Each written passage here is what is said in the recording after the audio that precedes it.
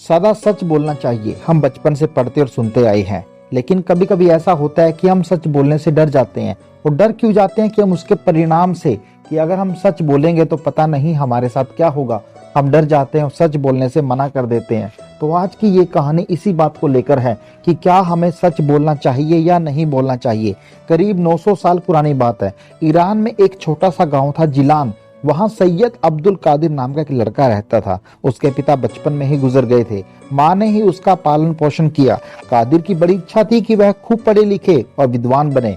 चूंकि जालान एक छोटी जगह थी, इसलिए वहां पढ़ाई के अच्छे साधन उपलब्ध नहीं थे। एक दिन उसने अपनी माँ से कहा, माँ मैं बगदाद पढ़ने जाऊंगा। यह सुनकर माँ का कलेजा भर आया। एक तो उनकी आर्थिक स्थिति भी ठीक नहीं थी, ऊपर से कादिर उनका इकलौता सहारा था। माँ उसे बगदाद भेजने को तैयार नहीं थी, लेकिन कादिर पर तो पढ़ाई की धुन सवार थी। उसने जिद पकड़ ली। आखिरकार माँ को मानना ही पड़ा। उस समय यातायात के साधन इतने सुलभ नहीं थे। केवल व्यापारी ही ऊंट खच्चरों पर माल लादकर लंबी यात्राएं करते थे। ऐसे ही एक व्यापारियों के दल के साथ कादिर भी जाने को तैयार हो गया। जाते समय कादिर की माँ ने उसको 40 अशर्फियां दी। माँ ने कादिर से कहा, बेटा तेरे अब्बा इतनी ही दौलत छोड़ गए हैं, इसे बड़ी सावधानी से खर्च करना। चाहे जैसी भी परिस्थिति हो, हमेशा सच ही बोलना। सच बोलने का परिणाम कभी बुरा नहीं होता। अल्लाह बड़ा दयालु है, वह तुझे बचाएगा। कादिर ने माँ की बात गांठ बांध ली और सफर पर निकल पड़ा। सफर लंबा था। रास्ते में एक दिन डाकुओं ने काफिले पर हमला कर दिया।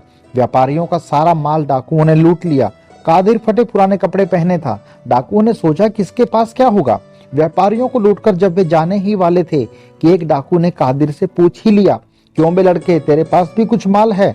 कादिर ने जवाब दिया, जी हाँ, मेरे पास 40 अशर्फियां हैं। डाकुओं को लगा कि लड़का मजाक कर रहा है। उन्होंने डांटा, बदमाश, हमसे मजाक करता है? जी नहीं। ऐसा कहकर कादिर ने अपनी 40 अशर्फियां डाकुओं के सामने रख दी। सरदार ने पूछा, लड़के तू तो जानता है कि हम डाकू हैं, हम तेरी अशर्फियां छीन लेंगे, फिर भी तूने हमसे झूठ क्यों नहीं बोला? कादिर बोला, बात यह है सरदार जी, मुझे मेरी अम्मी जान ने कहा है, चाहे जितनी बड़ी मुसीबत आ जाए, कभी झूठ मत बोलना, क्योंकि सच बोलने का परिणाम कभी बुरा नहीं होता। अल्लाह बड़ा मेहरबान है, वह अशर्फियां ना रहने पर भी मुझ पर रहम करेगा। डाकू सन रह गए। इतना ईमानदार बच्चा, इतना नेक और शरीफ, एक यह है और एक हम हैं जो बेगुनाहों को सताते हैं।